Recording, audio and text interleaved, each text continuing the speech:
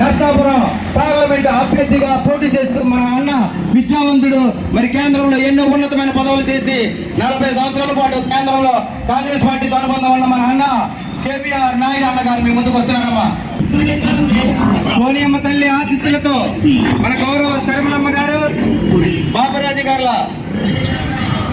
సహాయ సహకారాలతో మిత్రపక్షాలైనటువంటి CPI, CPM పార్టీలు బలపరిచినటువంటి మన అన్న మన నర్సాపురం కాంగ్రెస్ పార్టీ పార్లమెంట్ అభ్యర్థిగా పోటీ చేస్తూ మీ ముందుకు వస్తున్నారు శ్రీ గౌరవ కేబీఆర్ నాయుడు గారు. కేబీఆర్ నాయుడు గారు మీ ముందుకు వస్తున్నారమ్మా. మన సిపిఐ, సిపిఎం పార్టీలు బలపరిచినటువంటి మన అన్న నర్సాపురం కాంగ్రెస్ పార్టీ పార్లమెంట్ అభ్యర్థిగా పోటీ చేస్తూ మీ ముందుకు వస్తున్నారు. అలాగే మన నర్సాపురం కాంగ్రెస్ పార్టీ అసెంబ్లీ అభ్యర్థిగా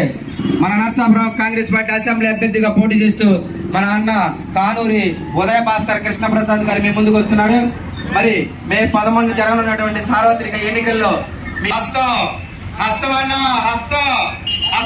హస్తం గుర్తుపై వేసి అభ్యర్థి కేబీఆర్ నాయుడు గారు ఎన్నికల గుర్తు హస్తం గుర్తుపై వేసి కాంగ్రెస్ పార్టీని అఖండ విజయంతో గెలిపించి రాష్ట్రానికి ప్రత్యేక హోదాను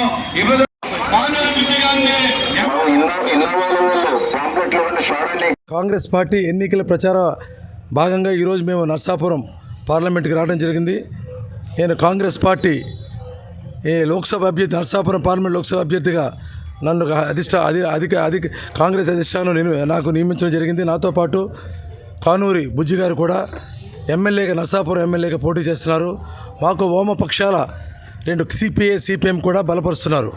ఇది చారిత్రాత్మక నిర్ణయం. సిపిఎస్సి దేశవ్యాప్తంగా సిపిఐ, సిపిఎం మోదీ నిరంకుశ ప్రభుత్వానికి వ్యతిరేకంగా వాళ్ళు కాంగ్రెస్ పార్టీ జతకట్టారు. ముఖ్యంగా నేను గత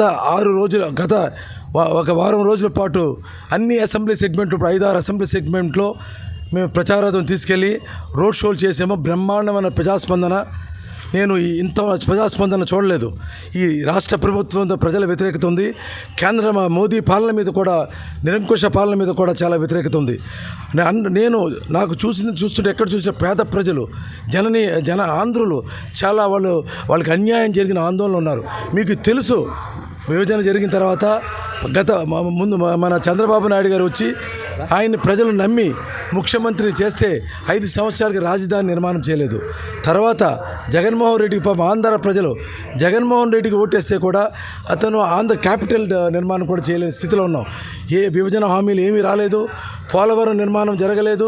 విశాఖ ఎంతోమంది ఆంధ్రులు ఆందోళన చేసి విశాఖ హక్కు ఆంధ్రుల హక్కని నినాదంతో ఎంతో ఆంధ్రుల గుండెలకు దగ్గరగా ఉన్న అటువంటి విశాఖ హక్కును కూడా ప్రైవేటీకరణ దుర్మార్గపు చర్య ఈ ప్రభుత్వం బీజేపీతో చేసుకుంది. బీజేపీ ప్రజాస్వామ్యం మీద వారు దాడి చేస్తున్నారు.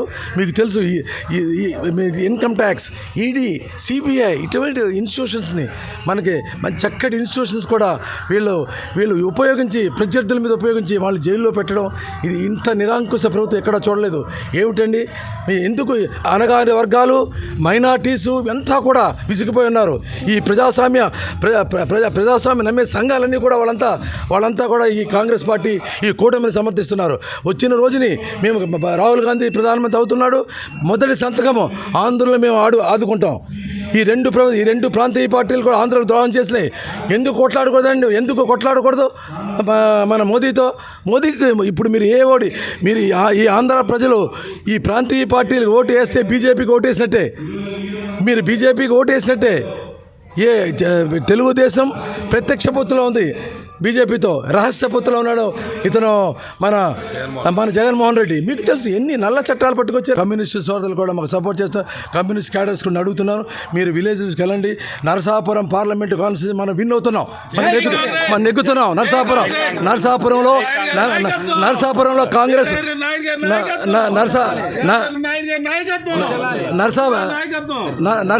Narasapuram parliament constituency నెగ్గుతున్నాం. కాంగ్రెస్ జెండా, వామపక్షాల జెండాలతో మనం ఇక్కడ నెగ్గుతున్నాం.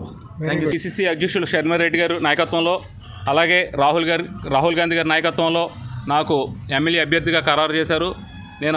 నేను ఈ రోజున ప్రజల దగ్గరికి వెళ్తుంటే అంతా హస్తం మీద ప్రజలు మళ్ళారు, ప్రత్యేక హోదా కోసం చూస్తున్నారు. అలాగే